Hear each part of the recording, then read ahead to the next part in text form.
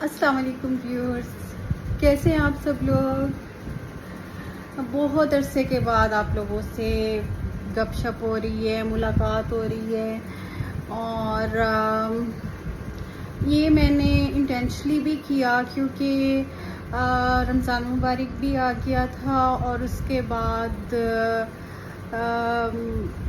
کوئی خاص ٹاپک نہیں تھا کہ جس پہ ہم ڈسکشن کرتے، لیکن پھر پاک بھارت جنگ ہوئی جو 4 دن رہی، لیکن اس پہ بھی میں ولاگ نہیں بنا سکی، لیکن میں نے شارٹ ویڈیوز بنائی اس پہ، خاص طور پہ جب فیصل آباد کے اوپر سے طیارے گزر رہے تھے، بلکہ دنیا کی سب سے بڑی ڈاگ فائٹ ہوئی تھی طیاروں کی، تو اس پہ آپ تھینک یو سو مچ، آپ لوگوں نے اسے بہت لائک کیا تھا ویڈیو کو۔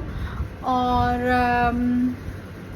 آج میں ڈسکس کرنا چاہتی ہوں جو ہمارے نیبرز میں ایران اور اسرائیل کی جنگ ہوئی، اور پھر امریکہ صاحب بھی اس میں شامل ہو گئے، اور انہوں نے تو منٹوں میں ایران کا ستیہ ناش کر دیا، اس کی کیپیبلٹی ختم کر دی ایٹمی قوت کی، اور وہ اس پہ بہت سیٹسفائیڈ ہیں، خوش ہیں۔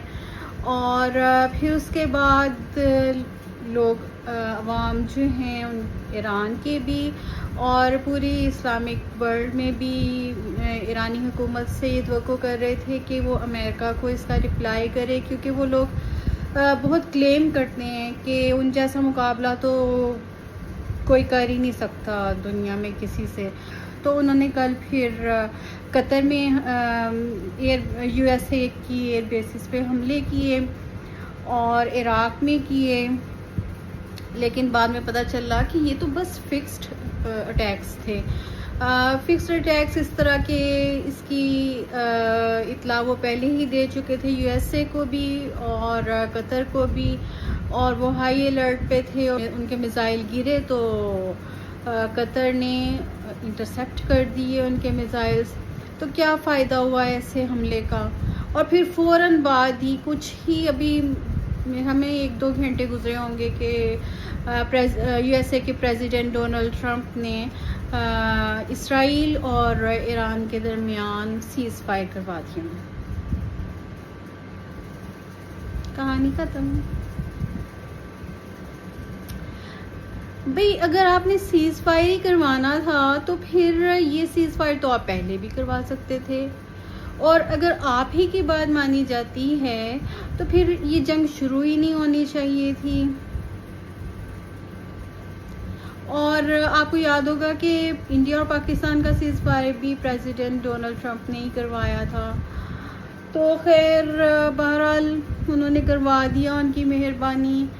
اور اس کے بعد اسرائیل نے اس کو بریک بھی کیا اس سیز فائر کو، اور پھر کافی ان کو آن لائن ڈانٹ بھی پڑی ڈونلڈ ٹرمپ سے کافی ان کی انسلٹ ہوئی۔ تو بہرحال اسرائیل تو ابھی نہیں چاہتا تھا، لیکن دوسری طرف ہم نے یہ بھی دیکھا کہ تہران کی سڑکوں پہ آج بہت جشن کیا گیا اور سیلیبریٹ کیا گیا کہ جنگ ختم ہو گئی۔ ابھی تو پھر آپ کس بات کو کلیم کرتے ہیں کہ آپ برسوں تک لڑیں گے؟ یا تو آپ اس سیز فائر کو نہ مانتے، اس کا مطلب ہے کہ ایران کی پہلی بس ہو گئی ہوئی تھی۔ اور سب سے بڑی بات یہ ہے کہ ایران کو سیلیبریشن کی بجائے اپنی ناکامیوں پہ، اپنے ڈرا بیکس پہ غور کرنا چاہیے۔ ان کے بہت ڈرا بیکس ہیں۔ سب سے بڑا ان کا ڈرا بیک کیا ہے؟ Intelligence failure. بھئی ان کو پتہ ہی نہیں چلا کہ موساد ان کے ملک میں گھس کے بیٹھا ہوا ہے، اور اس سے یہ بھی پتہ ہے کہ ان کا ایران کا کون سا جنرل کون سی بلڈنگ میں، کون سے منزل پہ، کون سے کمرے میں سوتا ہے۔ اور انہیں سوئے ہوئے ایران کے اتنے جنرلز، پہلے دن ہی جس ملک کے جنرلز مر جائیں تو اس ملک کی آرمی نے کیا لڑنا ہے؟ دوسرا ڈرا بیک ان کا کیا ہے؟ Iran has no air force. بھائی جس ملک کی ایئر فورس نہیں ہے وہ جنگ کیا جیتے گی؟ کیوں سارے عرب کنٹریز جو ہیں اتنا ان کے پاس تیل ہے، یہ لوگ تو اتنا خرچ کر سکتے ہیں، اپنی ایئر فورس بنا سکتے ہیں، ان میں سے کسی کی بھی ایئر فورس نہیں ہے۔ قائد اعظم نے جب پاکستان بنا تھا تو اس وقت ان کی سوچ ماشاءاللہ اتنی وہ دور اندیش تھے اور اتنے انٹیلیجنٹ تھے کہ انہوں نے اس وقت یہ کہا تھا کہ جس ملک کی ایئر فورس نہیں ہے وہ کبھی جنگ نہیں جیت سکتا، اور دیکھیں کتنے سال 77 ایئرز ہونے والے ہیں پاکستان بنے ہوئے، تو یہ جنگ 77 ایئرز کے بعد ہوئی ہے، اور ایران اور اسرائیل کی، اور دیکھیں قائد اعظم کی بات کیسی سچی ثابت ہوئی ہے۔ نہیں ہے ایئر فورس تو جناب آپ کی جنگ جو ہے وہ کبھی بھی کامیاب نہیں ہو سکتی، آپ چاہے جتنے مرضی بیلسٹک میزائل چلائیں۔ آپ الو بنا رہے تھے اپنے عوام کو بیلسٹک میزائل چلا چلا کے۔ امریکہ اور اسرائیل تو نیچے اترے ہی نہیں،